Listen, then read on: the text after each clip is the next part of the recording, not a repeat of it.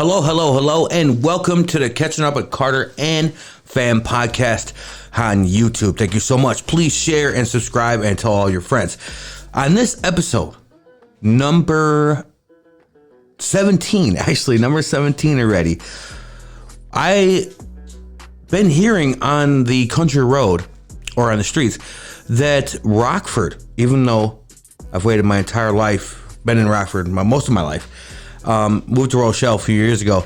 Anyway, Rockford now is passing or could pass the ordinance to have chickens in your backyard in the city. There are rules, yes, and I will read those, but it's got to be exciting for some people, especially with the world ending, or people thinking it is, and the prices of stuff going up crazily in the supermarket. I know, because $40 at Aldi used to be a decent amount of groceries. Now it's not that much. It's like double that now to be decent, or maybe even triple on some stuff. So what's the benefits of raising chickens, and how do you do it, and all this stuff? These are some questions I want to know, and I'm sure you want to know those answers. And I got somebody for an awesome interview, and I can't wait to talk to her. But before that, let's go over a couple things before we get to her, okay? We want to talk about what the Rockford City Council is looking at now. First off, I just want to say this thing I'm reading off of the Rockford Register-Star website was published December 13th or 14th. Now, I just called the city of Rockford a little while ago, actually, before I did this, and asked them what the rule. Did it get passed in December? It did not get passed, but it also didn't necessarily get denied. So it got pushed. I forgot what exact term she used, but it's coming up January 9th, which is this coming Monday.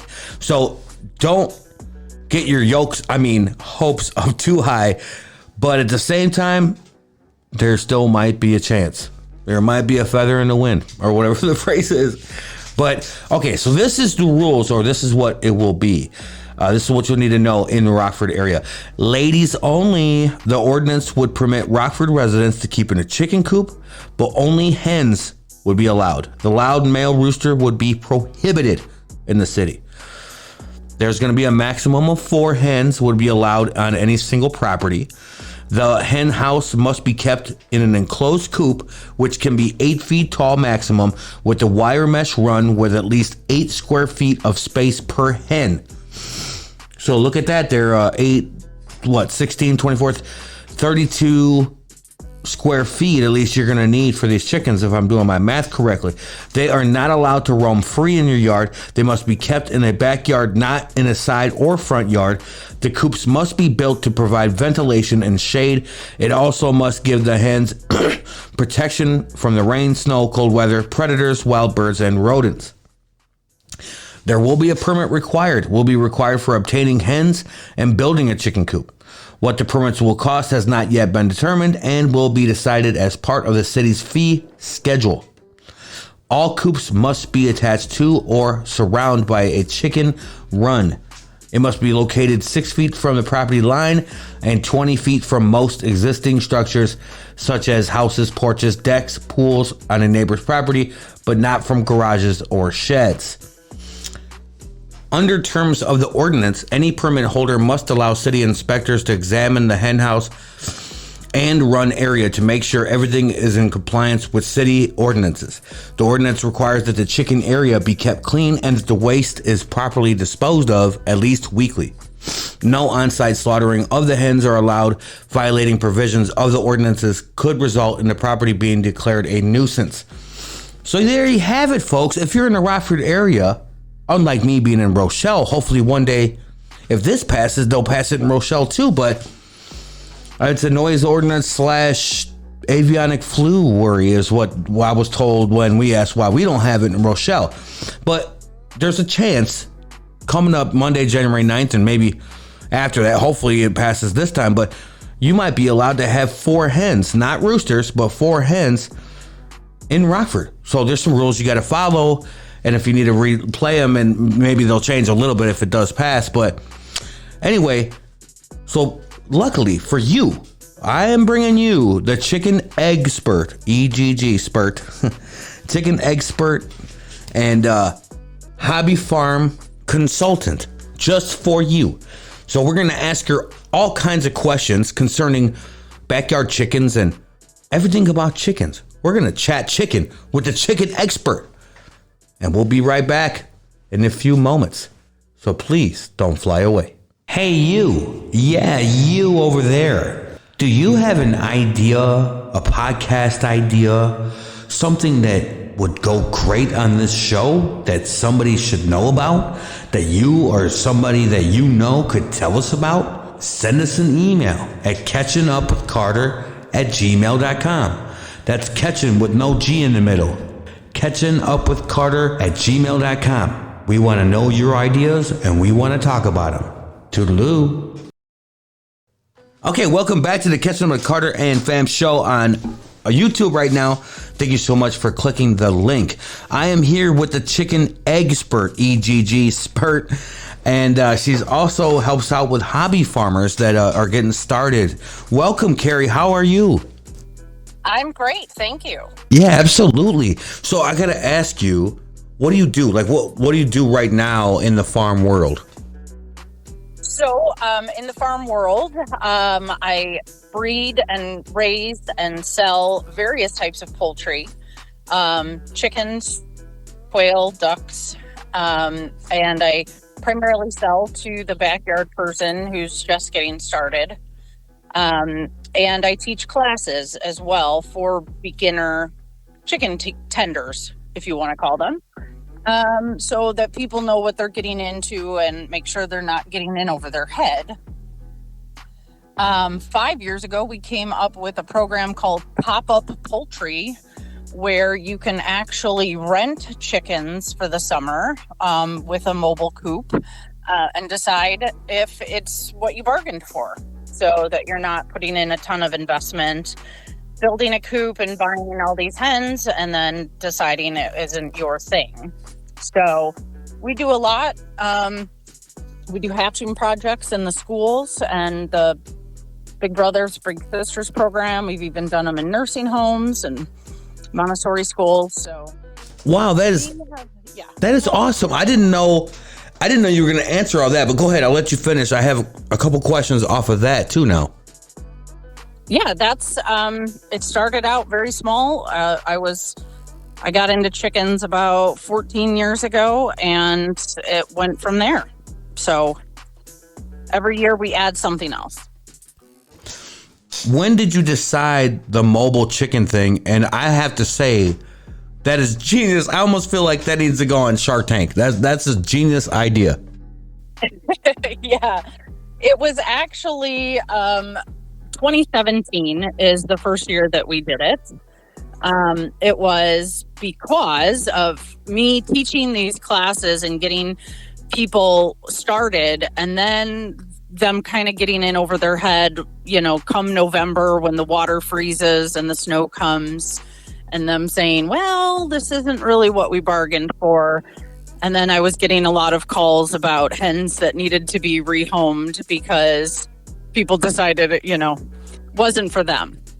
So that's how we got started, was the idea of, well, if you could just rent them for the season and know what it took to take care of 2 chickens for the summer, then you could kind of have an idea of what you would be in for in the colder weather, more birds, and that kind of thing.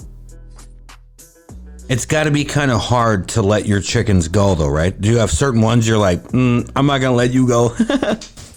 No, what I do is a year before, so in 2022, in March and April, I hatched all the chickens that will be going out onto the rental programs, so that they're hand-raised, they're tamed, they're kid-friendly, and they'll be laying for the program because they'll be just turning a year old.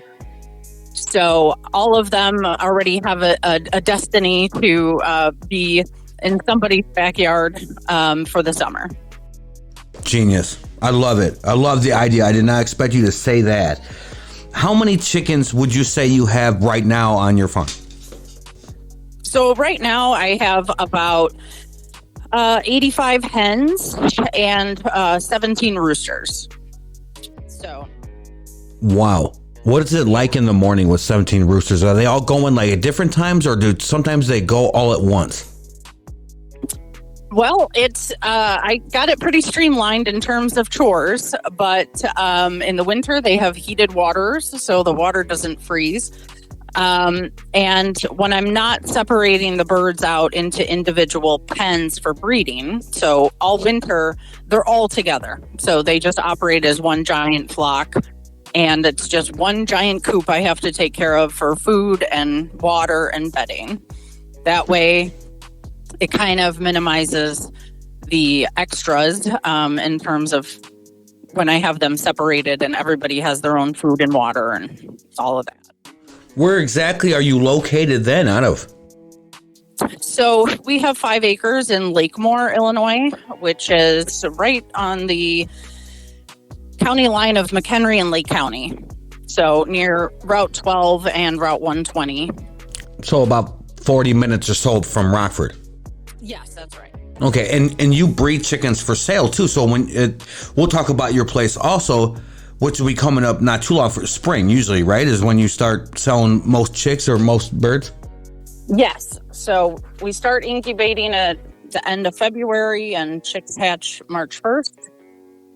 And that gets us going, and we hatch all the way until about June 1st, and then we take a break in the heat of the summer, and then we do some more hatching again in the fall. Wow, that's crazy. That sounds like a lot of process of things to do, but it sounds so cool. How many different breeds do you have there, and what are the main ones that you like to breed the most? So right now I have 17 different breeds of chickens that I hatch and raise. And I have a lot of the absolutely Midwest friendly Great Lane chickens that are good for beginners. So things I should say, breeds like the Barred Rock, which is the black and white checkerboard looking chicken, and the Buff Orpington, which is kind of a pale yellow chicken, and the Rhode Island Red.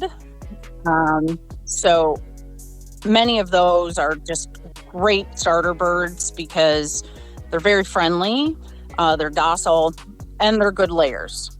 So then we have some more exotic breeds because there are some more experienced chicken keepers that want to get some more rare breeds or different colors or different egg colors and things like that. So I have some more rare breeds that are actually on kind of like the endangered list of breeds for livestock. And I have Russian Orloffs and also mottled Javas, which are breeds that were very popular at one time, but kind of fell out of fashion when we started to breed like the super egg layers. But they're a lot of fun and they're very unique looking. So I kind of have all the breeds across the board in terms of what people are looking for. Do you feel that being a chicken tender or chicken owner, is it addicting for you? I'd say. I've heard people say that it's chickens are the gateway livestock. It is sometimes true. I started out with one chicken that I rescued, and then I got my first group of chickens. And then when you start to learn about the different breeds and the different egg colors and all of that, yes, you just want to you need to have that kind and you need to have that kind. So it does. There's a joke about chicken math. 12 is really like 30. Well, because you start to learn and you want all the different kinds. Well, when you hear this podcast, you're going to hear in the beginning, I read the beginning proposal for Rockford, what was in the paper, and I know it got denied and were basically postponed in December, but they're going to reevaluate it this coming Monday, the 9th, and then who knows if it gets postponed again or maybe it will pass. But they're allowing up to 4 hens only, obviously, but 4 hens in the city. So please, what are some things the basic things you need to know if you have nothing at all? Maybe somebody will have some hand-me-down stuff, but what are the basic things you're gonna need to be a chicken tender of 4 or less hens? So you're going to need a secure coop, and if you're handy, you can build one. There's many free plans online, and you can upcycle pallets and fencing and all sorts of things to build one. You can also order like a kit. I call it like chicken IKEA furniture, where you can just order it, comes in a box, and you put it all together. 4 chickens don't take up that much space. The poultry industry recommends at least 3 square foot per hen in the living space, per se, so that they have ample space to move around. Some jurisdictions and villages have made their own rules on that. Some much more. Kenosha, Wisconsin just passed an ordinance, and they're requiring 16 square feet per hen, which is way bigger than my yard shed. So I know Rockford, I think what I read was, I think it was 8. I think it's 8 square feet is what Rockford's pushing. And that seems 6 to 8 seems to fall into the average range. It gives them enough room, if that includes maybe the run or the pen, not just the area where they sleep and they nest. It gives them enough space to move around. Okay. But what else will you need right off? Because you need like a waterer, and I know you're going to need like some type of the feed. I don't know exactly. I want to say when I've seen it, because I worked at a hardware store that had it also. It was about $16 to $25 a bag for feed. But what exactly the items you'll need? You need the water, the food container, whatever you're going to put the food in, and then you need feed. And then what about So what else will you need then? So basically, you need something to hold your feed and something to hold your water. Many people just choose to use an open pan, but chickens like to scratch naturally. They like to scratch at the dirt, and they like to scratch to dig up bugs. So sometimes if you just use an open pan, they may just scratch a lot of the feed out of there. So they do sell feeders and waterers that have smaller openings where the feed comes out, so the chickens are less likely to scratch at the feed and spill it. But they run you only about $8 for a feeder that holds, 3 pounds to 5 pounds of feed. And the water's the same. Some of them are designed to hang, so that if you placed it on the ground, sometimes they could kick the bedding or straw into the water. So some of them hang, or people put them up on like on some bricks or something, so they don't actually get any debris into the water. But very, very cheap and easy. There are also many plans online to make feeders and waterers out of PVC pipe and things like that. So there's a lot of different options there. And then you need some bedding for your coop. I recommend either straw or wood shavings, pine wood shavings. And you got to get your bag of feed. If they're not allowed to free range, you'll have to give them a little bit of grit, the little tiny, tiny stones, sand-like stones that help them digest their food. But other than that, it's pretty low maintenance. What are your suggestions then, as far as, and definitely plug your farm, but what are your suggestions on the breed? If they can only have 4 hens, what are ones that you would say, all right, well, these are the mega layers, like you would say, and then also, like, I know the Easter egg layer that I saw, they lay different colored eggs, so if you were looking for that also. But what are some hens that you'd recommend that you sell for the beginner? My favorite is the Buff Orpington. It's what I call the golden retriever of the chicken world. They're sort of just big and happy and friendly. They're probably one of my favorite breeds. And in addition to the Hard Rock, the Black Australorp, the New Hampshire, the Rhode Island Red, those are pretty standard breeds, easy to come by, and friendly and good layers. The super egg layers are typically actually hybrids. It's a cross between two purebreds, and they can lay up to 300 eggs per year. Yeah. That is good.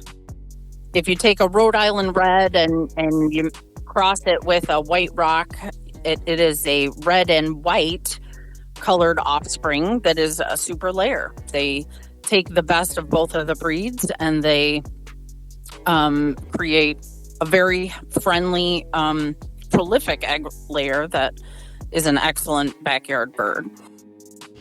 Okay, well, man, that's great answers to that. I hope people got the answer on it. They want to know about those, and you carry all of those kind anyway, right? Yes. Awesome. And you say about, when we say spring, like April, you said? March 1st is when we start selling chicks. And how old are they when you sell them then? I mean, or first, before I ask that, what's the best suggestion for somebody new in Rockford? Let's say they're going to do that. Do you start with chicks, or should you go with a little bit older of a hen for those rookie beginners? That's a good question, and it comes up in my class a lot. And I'm pretty honest with people, and the chicks are quite messy. They're very dusty. They poop a lot, and it is necessary to contain them and give them a heat lamp or a heat source for the first 5-6 weeks of their life to mimic the mother hen. So that's a lot of maintenance. Your average hen doesn't start laying eggs until they're about 5 months. So that's a long time to wait to get your eggs. So some people do decide to start with chicks because they can handle them and get to know them, and they know them from the beginning. And they don't mind keeping them in a brooder box or a Rubbermaid container and taking care of them in the garage or somewhere where they can be by themselves. Otherwise, there's a lot of people who do start out with some birds that are more like teenagers, where they're not on the heat lamp or heat source anymore. They're ready to go out to the coop. They can handle the elements and might be laying in a couple of months versus starting out with the little tiny ones. And do you sell some of those as well, or do you only sell chicks? I do. I keep some back from every hatch to grow, to about the 6-8 week mark, so that people who are interested in starting a little later in the process can also purchase birds for their coops. Okay, I think I know somebody that might be calling you. What about, before I go, I got several other questions. I have a lot that I've researched some too before, and I think there's so many different cool breeds. I really like the Polish, how they act and look, and I also really like the Silkies. I think they're really fun too, but those are more so like pets, right? Really, in the chicken world? Yes, they're considered ornamental. They're bred more for looks than they are productivity. So they're not going to be an excellent bird to raise if you want to raise your own meat and have a bird to roast, because they're very tiny. And nor are they going to be a good, consistent egg layer because they're bred, again, for their looks. The Polish have the beautiful top hat hairdo, and the Silkies always have a very downy-like feather that keeps them looking like chicks all the time. And yes, they tend to be better pets than for egg layers. They do lay, but you're looking at something like 80 eggs a year versus something like 280 from the larger egg laying breeds. I want to ask a question that last year when I went, because I live in Rochelle, when we're not allowed to have them here, and I went to the local RP Home and Harvest, and it says on the note the city ordinance and how we don't allow them, and the main reason was the avionic flu. Now I know that's still around. What are some precautions you can do if Rockford passes that rule? What are some things you can do to protect your birds? Because really, it's just sparrows and the other birds on the outside world that are passing it around to the chickens, right? That's true. The wild birds carry it and can transmit it. So protecting them is nearly 100% impossible because chickens are livestock that live outside and they're going to come in contact with sparrows and things like that. So luckily, we have not had the bird flu come to backyard flocks on a consistent basis.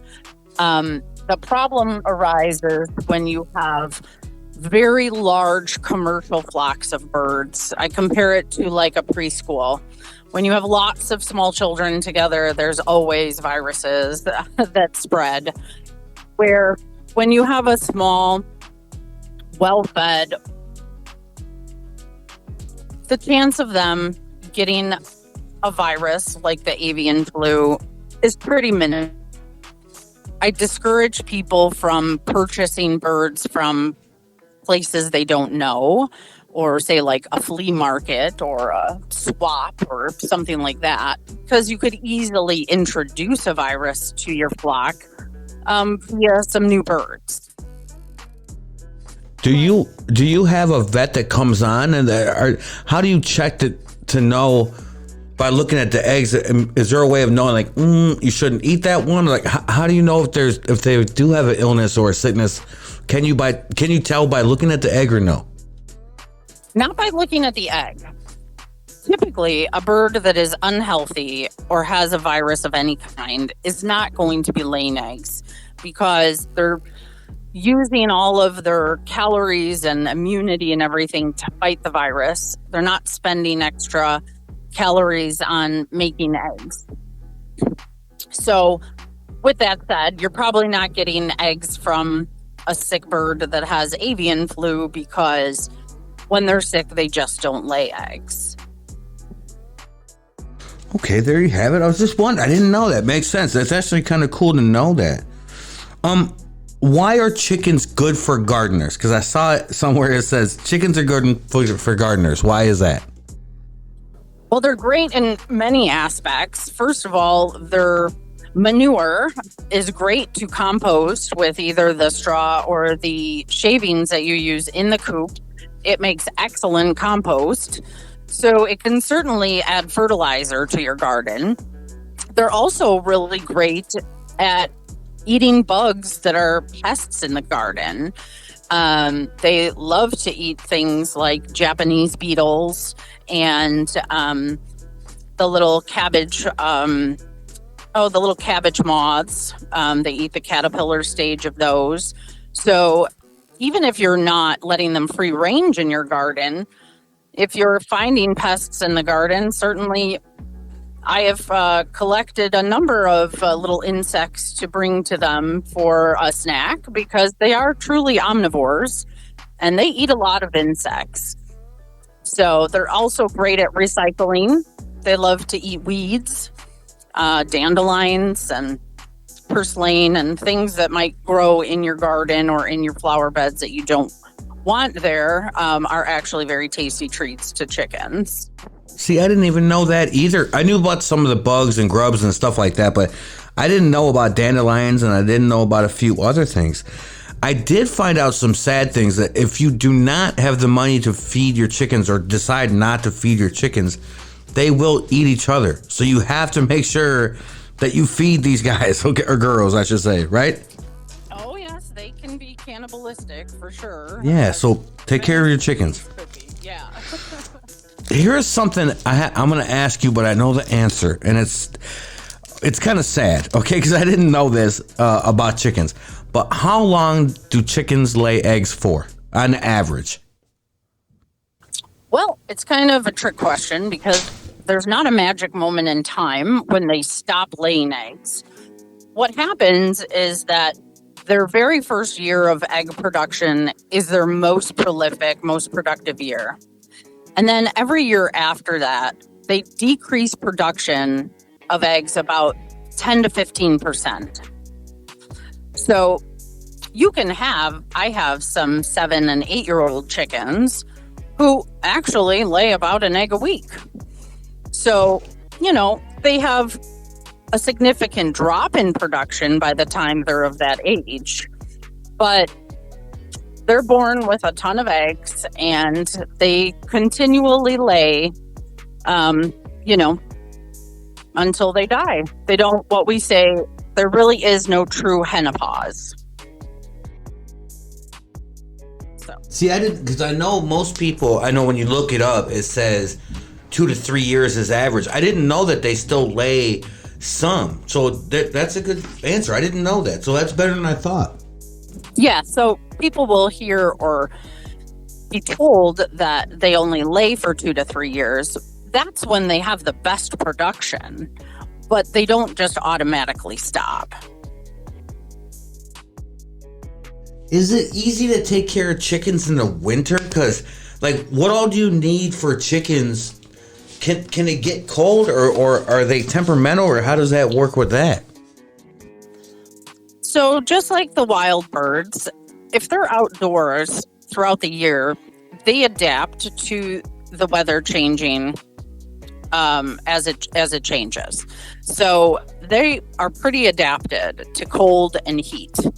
They are not necessarily needing any extra heat in the wintertime. People want to build the coop and make it like a man cave or insulate it up and make sure that, there's no air coming in and that kind of thing. And that can actually be detrimental. Getting them out of the wind in the deep cold is the best thing to do. And sometimes if you have windows on the coop, you could put plastic on them or put some straw bales around the coop to protect from drafts and things like that. But it's not necessary to add a heat source. In fact, if you're using heat lamps or things like that, it could be quite dangerous as they are a fire hazard. But if you do add a heat lamp or a heat plate and you're keeping the ambient temperature right above freezing, and that's what they're used to, and we get a terrible ice storm in February and the power goes out, your chickens aren't adapted to a 20 below wind chill at that point.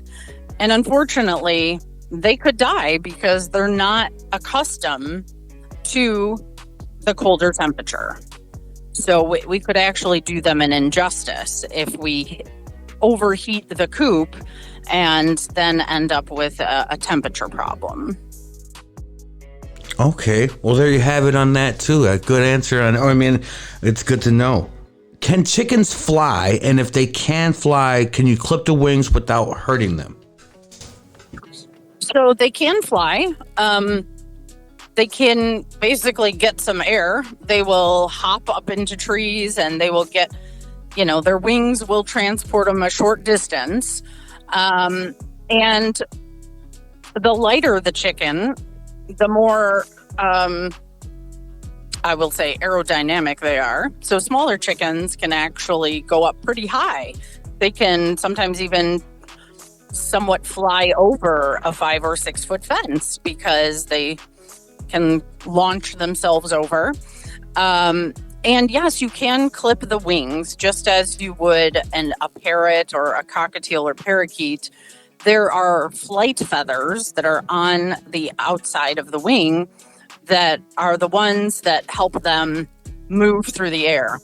And if you have some that are jumping over the fence or into your neighbor's yard or going where they're not supposed to go, you can certainly safely flip the wings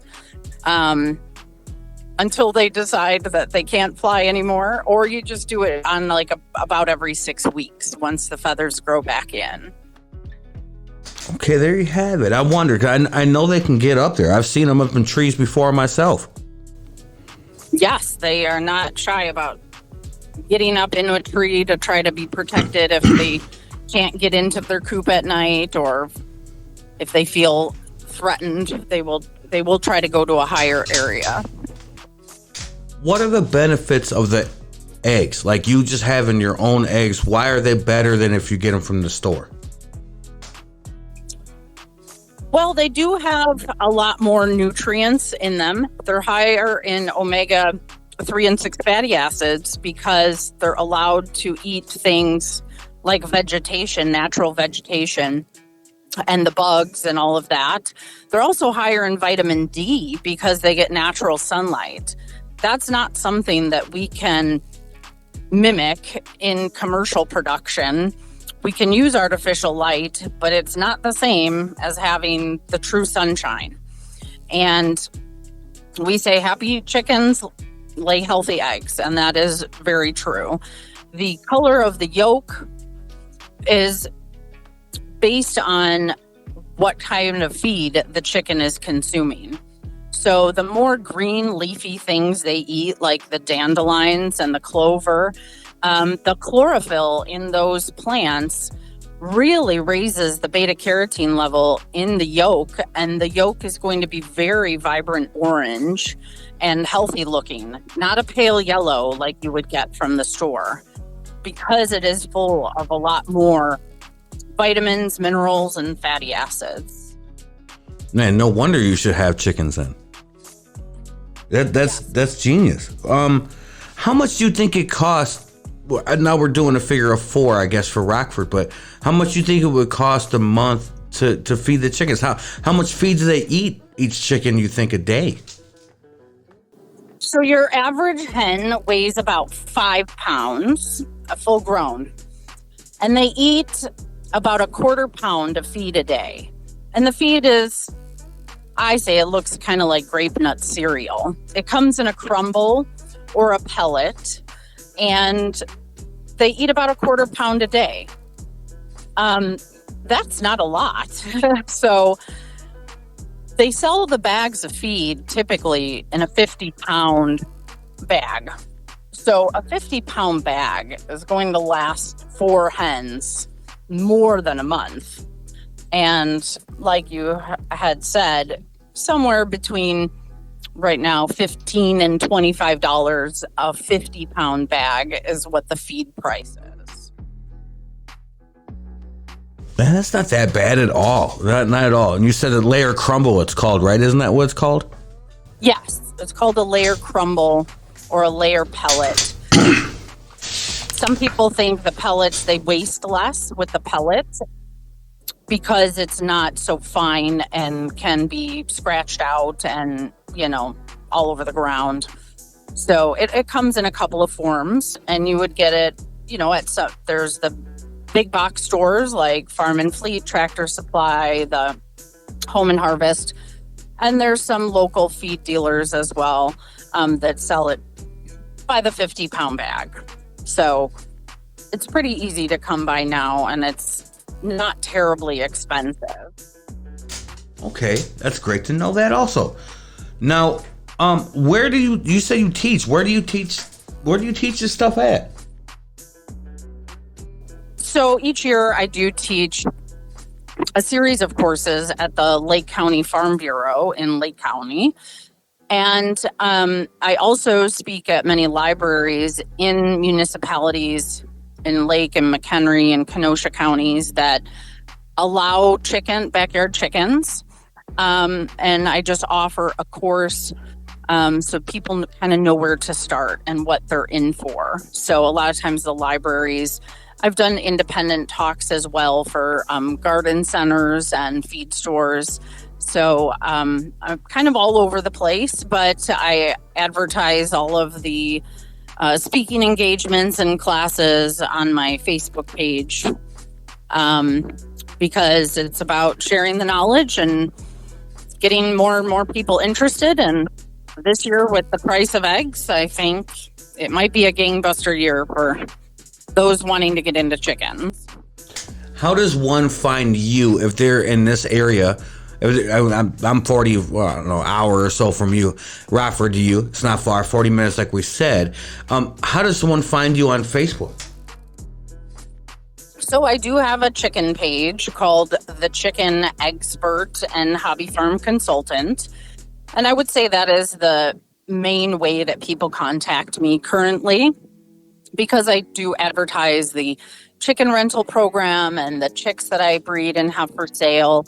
It's an easy platform to communicate and to advertise. I am working on a website so that the Chicken Eggspert can, have some more online presence and get to other people. But phone and email and text, probably the easiest ways. There you have it. Now, if I want to come see you March 1st for chickens, how much money should I bring? What's the average chicken? If you were to say a price range, what is the average price range per chicken when you buy them? Well, I guess then that's the question: is if you buy it at chick, how much is it? And then what's the price if you buy it at your teenager, like you said? So the average price of a chick is about, say, $5. The more rare breeds are a little more, and the more common breeds could be a little less. But I specifically pick easy to sex breeds so that when they hatch, you can tell the male from the female based on the feather patterns. So I know that I'm selling you a female that is going to be a hen and lay eggs and not get you in trouble because you have 4 roosters in your backyard in Rockford. So that you're guaranteed, and that's something the big box stores don't offer. I have a guarantee that I'm giving you little ladies, or I will trade or buy the rooster back, because many of my clients are in towns, villages, and municipalities where they don't allow roosters. So I can always switch them out and take them back if there's a mistake, but they are sold as females. So you're not having to guess and wait for them to grow up and see if anybody's crowing. Well, thank you so much, Carrie. Again, this is the Chicken Eggspert and Hobby Farm Consultant. They're not far away, so if you're in the Rockford area and they pass this law, you give her a little time. She's gonna have chickens, and you'll help people out too, right? If they send you a message, and because I saw you post some stuff on the Northern Illinois poultry page or whatever that's called too, because there's a lot of pages that concern chickens also, right, on Facebook, and they'll help you out when you have a question. Yeah, absolutely. I'm more than happy to help people out if they have questions about health issues or predator control. Just beginner questions in general about the size of the coop, what the coop should have in terms of predator proofing, space requirements, anything like that. I also do house calls for people. Maybe they think their hens are sick, or they're having an issue with the hens picking on each other or something. I will do house calls so that I can see the setup, evaluate the situation, and try to come up with recommendations to help with whatever problem that they're having. Wow, that's really swell. That's really nice. Well, thank you so much for your time. And, you never know. I might have to do a part 2 once I learn more myself and people have more questions. Please comment below if you do have a question, of course. Thank you again. Please follow the Chicken Eggspert, Eggspert, on Facebook, and Hobby Farm Consultant. Please follow her and show her some love as well. Thank you so much for your time. Not a problem. Okay, everybody, I hope you enjoyed that podcast featuring the Chicken Eggspert and Hobby Farm Consultant. Listen, folks, if you have a question, you can go ahead and hit her up on Facebook Messenger or add her, account or whatever of her farm. Also, please check out, if you put chicken and poultry, Northern Illinois and Southern Wisconsin, a few other things, if you put in a search on Facebook, there's a bunch of different groups you can join, and everybody on those pages seem to be very helpful. So check those out if you have any questions, and check out Google. But also, you might even want to go into Tractor Supply Warehouse or Blaine's Farm and Fleet and, get some advice from those folks also. So do me a gigantic favor, and our family, follow us on Instagram, follow us on Facebook, like, subscribe, share, and all that fun jazz. And we will talk to you soon. So I hope you enjoyed our talk about chickens, and we will talk to you next time. Please stay safe and take care. Thank you for spending an hour of your time with us. Now will you do yourself a favor? Check us out on Catching Up with Carter and Fam Show. Do yourself another favor and follow us on Facebook, YouTube, and Insta. Our dog's also up there, so you'll be doing yourself a third favor. And we'll see you next week. Toodles!